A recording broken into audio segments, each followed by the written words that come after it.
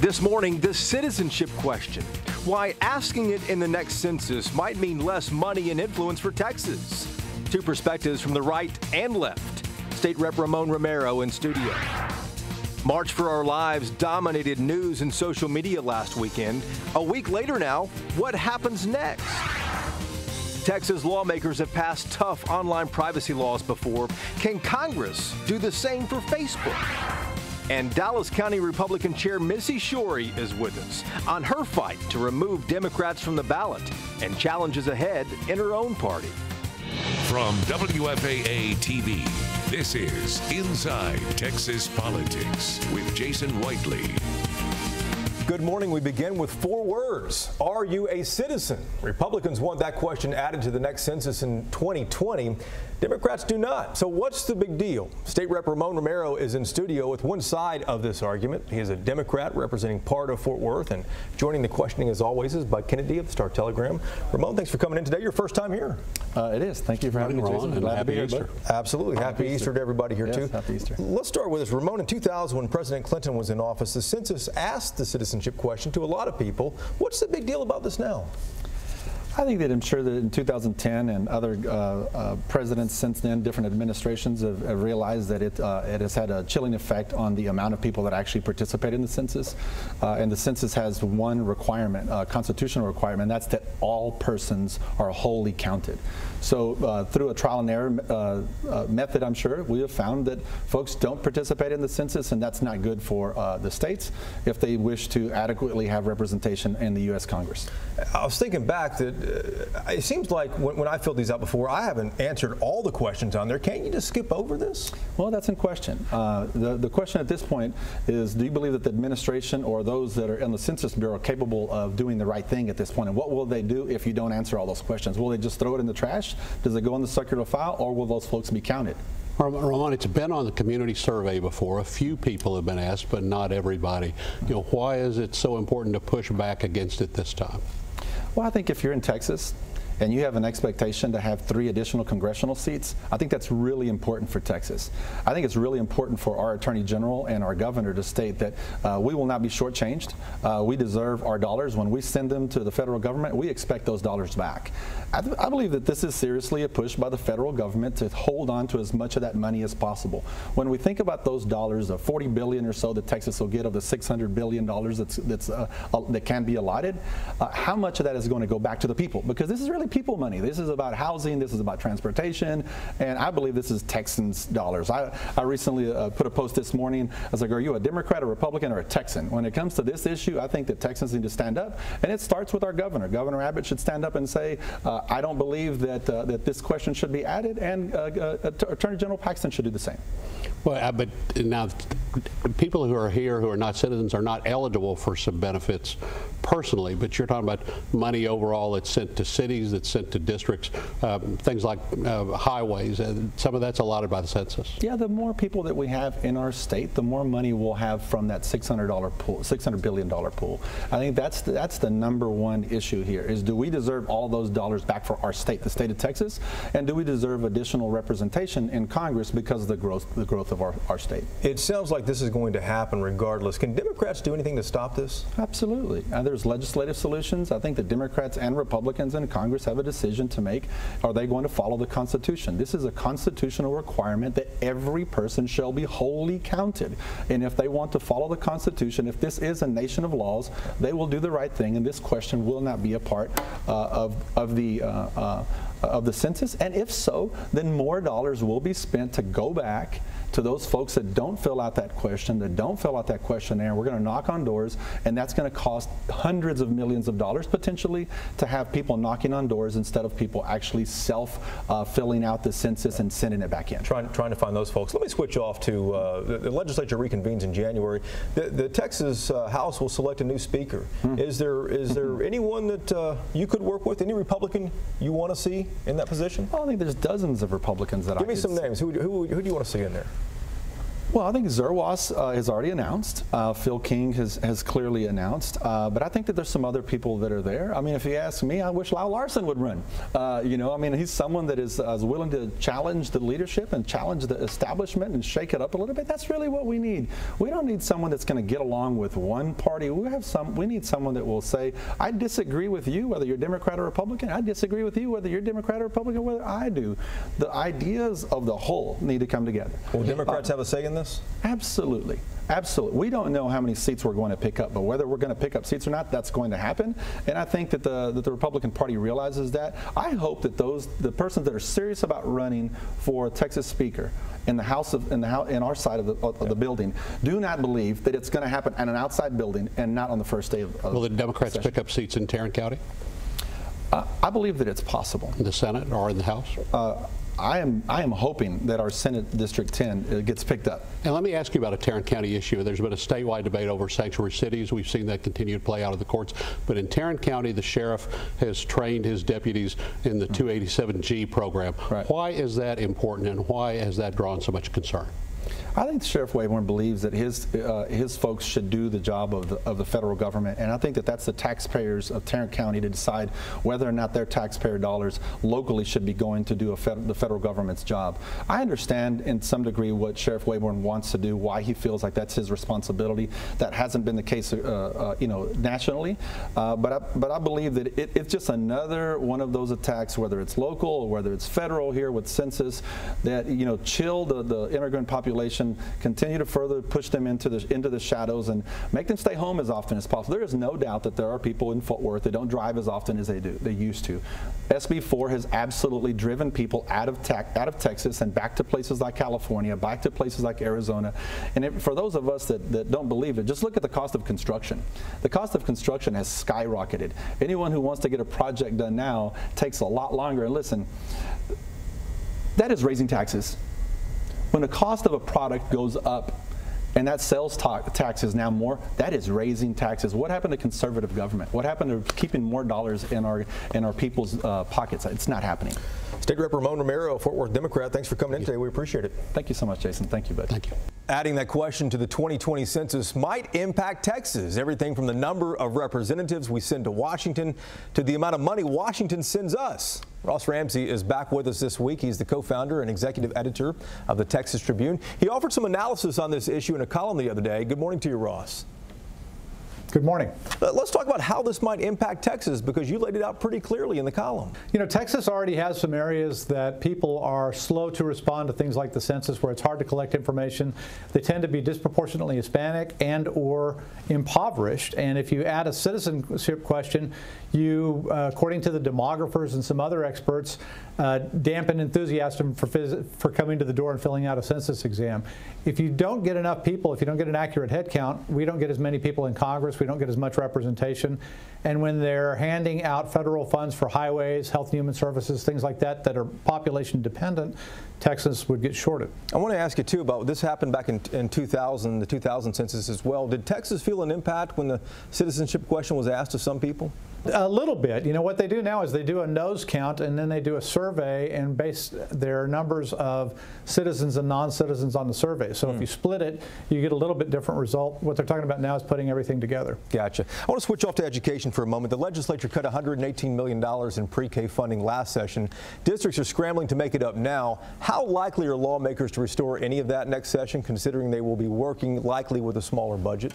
There's intent and there's money. The intent is, a lot of people want it. The governor notably wants a bigger pre-K program in Texas, but they're coming into a session where they're going to be tight for funds with everything from Hurricane Harvey to pensions to roads to everything else. So it's going to be a debate. Gotcha. Back to you in just a moment, Ross. Thank you. Now back to that census question. You've heard Representative Ramon Romero from the left and Ross Ramsey's analysis there. Now a viewpoint from the right.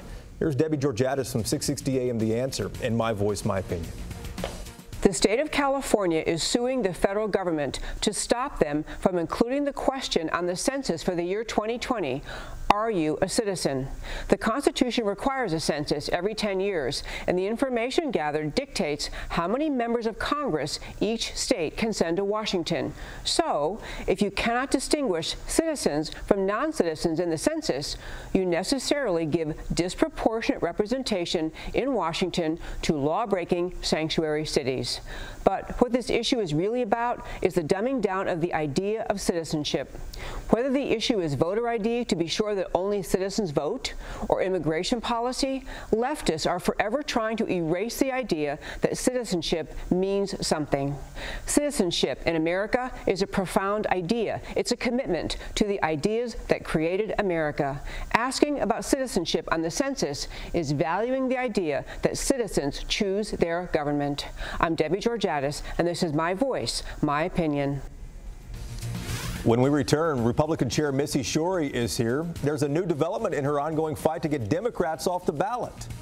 And President Trump complains about Special Counsel Robert Mueller all the time. But would Trump really fire him? Two sides in 3 minutes. First, your Sunday Funnies.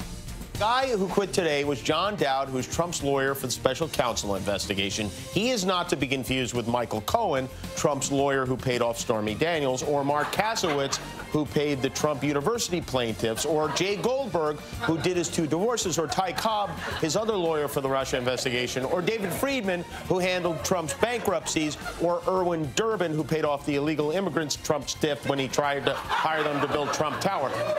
He might be running out of lawyers. I think those are all the lawyers there are.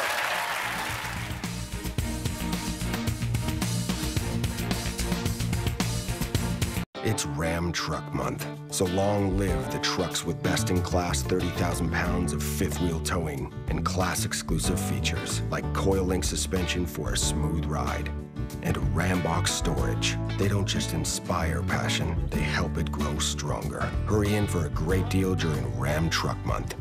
Now get an average $12,866 in total values on the 2018 Ram 1500. And DFW area residents get these additional offers.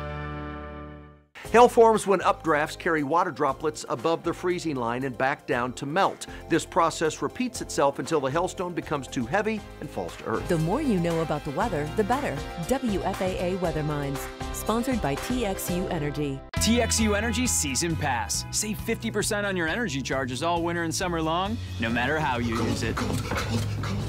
Honey, did you? Hot towels! Fresh out of the dryer. TXU Energy for home and business. Time for a change? Bring in your gently used current fashions, shoes, handbags, and accessories to Clothes Mentor and receive cash on the spot. Clothes Mentor buys all major styles, brands, and looks for all your changing ways. So whether the season changes, your job changes, or you just change your mind, bring in your items to Clothes Mentor to put some cash in your pocket. Change is fun when you shop at Clothes Mentor. Clothes Mentor. Like the look, love the price. More and more people have discovered something stronger, more dependable, longer lasting in a Chevy truck. And now you can too. See why Chevrolet is the most awarded and fastest growing brand the last 4 years overall. Get a total value of over $8,700 on this Silverado Texas edition. Plus, current competitive owners get an additional $3,500 total cash allowance when you finance with GM Financial. At the world's biggest casino, life is one big, beautiful game. A game of chance. A game of skill. A game of passion. And this spring, you'll get the chance to play the biggest game of all. The World's Game Show presents Rio Carnival. Qualify April 2nd through the 21st for your chance to win a share of $425,000 worth of cash, bonus play, and prizes. Only at WinStar World Casino and Resort. How do you want to live?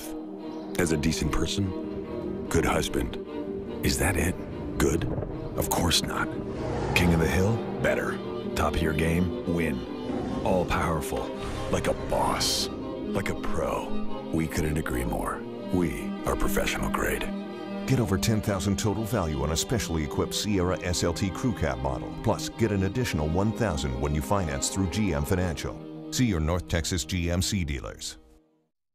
D Magazine said she has the most impossible job in Dallas. Missy Shorey is the first woman to lead the Dallas County Republican Party, and she was quick to go after Democrats, suing in January to get 127 Democratic candidates thrown off the ballot, saying the party chair did not sign all the candidates' petitions herself. Shorey's in studio to talk about that case and her party's chances of expanding here in Dallas. Missy, it's good to see you. Great to see you as well. Thank you for having me on. Absolutely. We hope to have you back here. Let's talk about the judge last week, appointed by Abbott, said he wouldn't remove Eric Moyer, the judge in this case, to try to get the Democrats thrown off the ballot. You guys asked for that. Is this a legal setback? And if so, where does it leave things? It's not a legal setback. It really starts to reveal how much is structured against Republicans. When you really look at it, Judge Moyer had originally said it couldn't be objective, and that now when you have 127 people, they're able to rule on that 100% without objection. That's very hard for us to believe. So we'll see where this goes. There will be a trial. We will see what happens, and we will continue to exercise our rights to have the judge. It's important. Election code needs to be upheld. If not, why do we even have election code? It's clear as day that the law was broken. Well, why? Let me jump back to the original thing then. If Judge Moyer said that, why wouldn't Judge Abel, who was the administrative judge appointed by Abbott, why wouldn't he remove him, do you think? That's ultimately his decision, but we're going to let the facts stand and let this run out and see where it goes. Because it's very important. If you're breaking this part of the election code, what else are you going to be breaking?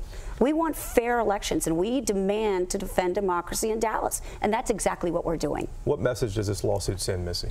It sends it's time to do your job and take things seriously. It's time to stop cutting corners. It's time to stop the shenanigans when it suits you in the Democratic Party. We Republicans intend to follow the letter of the law. We will go and do a great job. We will have our candidates run through, and our candidates will be elected fairly. Everyone should be on notice. This is going to be a fair election. I want to talk to you about one of your candidates, too, a story that we've reported on here. Dallas County Justice of the Peace Brian Hutchison. He had questions about fake signatures, addresses that don't exist on his petition to get on the ballot. Tell me where this stands. Are you guys going to certify his win in the primary? All of those there's actually going to be a trial on that matter that will review those signatures. And the main thing is, does he have enough signatures to hit the 250 that qualify? And so we are reviewing that. We've suggested that experts be brought in to assess this that are outside of the party so that there is an objective perspective here. We intend to make sure the facts stand here in that case. When will the decision be made? We'll have to see. It's ultimately how the trials run out. But it's up to the, and that trial will be in May. Right, late May, I think, May 22nd. That's a legal issue, but separately the party can decide on its own whether to certify his win or not. But that again is something that is going to be in November. So we're going to let justice run its course. Let that go first. Absolutely. Because again, we follow the law, we listen to the law, we uphold the law. We'll be watching both of those cases play out. I want to ask you in the final moments here too. You've been on the job about 4 months or so. What's your biggest challenges ahead, Missy? Well, let's talk about the biggest wins. The biggest wins are that we had the most successful Reagan Day dinner in history with President Vice President Pence there. And then what we're looking at, and we raise more money than ever because we are backing our candidates. We are providing them with the support they need, and we are going to be getting out that vote, and that is a winning formula. Missy Shorey, the Dallas County Republican Party chairwoman, thanks for coming in. Absolutely, Jason. Thank you. The other big story simmering under the surface is Special Counsel Robert Mueller's ongoing investigation. Would President Trump really fire Mueller? From the right, Mark Davis of 660 AM The Answer, and from the left, Rich Hancock from virtualnewscenter.com. Thanks and good morning, everyone. Well, Robert Mueller is honing in on different aspects of the Trump universe, including his money, including his fellow travelers, and a lot of people are wondering whether or not Donald Trump has the right to fire Robert Mueller. My friend Mark Davis might think he does. I do. I think we can get into the deep weeds of whether Trump can fire him directly or make Rosenstein or one of Rosenstein's minions do it. But the bottom line is a distinction without a difference. If Mueller wants Trump fired, if Trump wants Mueller fired, pardon me, I know the first is true, then it will happen. My question is, where does this even come from? I think this is a bit of a fantasy born of y'all's side. I say that with all love, because there's not a single Republican of note from Trump on down who's beaten the drum for Mueller to be fired. So where does this even come from? Well, how about from the President of the United States himself? The simple fact is Donald Trump has tweeted now repeatedly, over and over again, the Mueller investigation is a witch hunt. Correct. It should never have happened. Right. It should be disbanded. Right. What does that mean if it doesn't mean he wants to get rid of him? Well, it means he wants it to be over, and he looks for the exoneration that he hopes will happen. It is very, very different cry from saying that I want to fire him or I intend to fire him. So let me jump out front here and say, is it a good idea for Trump to fire Mueller? No. That's what's called bad, really bad optics. That having been said, as long as the Mueller probe continues, I think Trump's going to continue to bludgeon it via Twitter, as he has every right to do. The Mueller probe is going to continue. The Mueller probe is going to continue because there have not been the causes that are established by law to remove the special counsel, like dereliction of duty, like malfeasance, like incapacity, other good cause. There's no way Trump can prove in any tweet that there is good cause for Robert Mueller to be removed, and he will not be. You know what else there's absolutely an absence of? Evidence of collusion from the right. Mark Davis, 660 AM, The Answer. See you after the grand jury. From the left, I'm Rich Hancock, virtualnewscenter.com. Now to that other lightning rod event last weekend, March for Our Lives. Students demanding action on gun violence, but here we are a week later. Now what? That's one of our topics next on Reporters Roundtable. It's Ram Truck Month, so long live the trucks with best-in-class 30,000 pounds of fifth-wheel towing and class-exclusive features like coil-link suspension for a smooth ride and Ram box storage. They don't just inspire passion, they help it grow stronger. Hurry in for a great deal during Ram Truck Month. Now get an average $12,866 in total values on the 2018 Ram 1500. And DFW area residents get these additional offers. It's the Rooms to Go anniversary sale. Prepare to be amazed with furniture like this for $5.99. You're gonna flip. For $10 a month, interest-free. Find the room of your dreams, like this and more, just $5.99. Great selection, amazing prices at $10 a month, interest-free. Celebrate the most incredible offers all March long. The new mushroom Swiss burger is here at Whataburger. If you love mushrooms, you're gonna love this burger. That au jus sauce on top. The creamy au jus sauce. Every bite's perfect. It's not just a mushroom Swiss burger, it's a Whataburger mushroom Swiss burger. Here for a limited time. Get a great deal more than a great deal at the Hyundai Season of More event. Get up to $4,500 total savings or 0% APR plus $3,000 bonus cash on the Sonata Hybrid. Visit buyhyundai.com today. Does your weed and feed work as hard as Bayer Advanced 3-in-1 Weed and Feed for southern lawns? Let's find out. Both weed and feed, but only Bayer Advanced 3-in-1 Weed and Feed for southern lawns also prevents new weeds, including crabgrass, up to 6 months.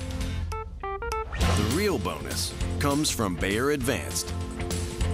Bayer Advanced 3-in-1 Weed and Feed for southern lawns. Get more from the blue bag.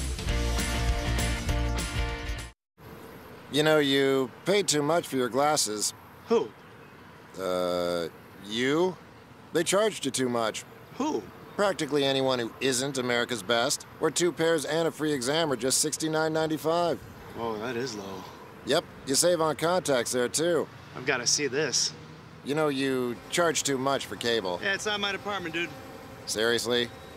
2 pairs and a free exam for just $69.95. It's not just a better deal, it's America's Best. It's McKinney Madness on the big curve of 75 and 121 in McKinney. First time ever. With interest rates rising, McKinney Buick GMC and Nissan of McKinney have combined lending power to secure the lowest interest rates on the market. Get out of your money pit. Secure your low rate today. Choose from hundreds of pre-owned vehicles starting at $99.99. Lenders are fighting for your business. Trade-ins are welcome. The pre-owned car buying opportunity of the year is going on now. Only at McKinney Buick GMC and Nissan of McKinney.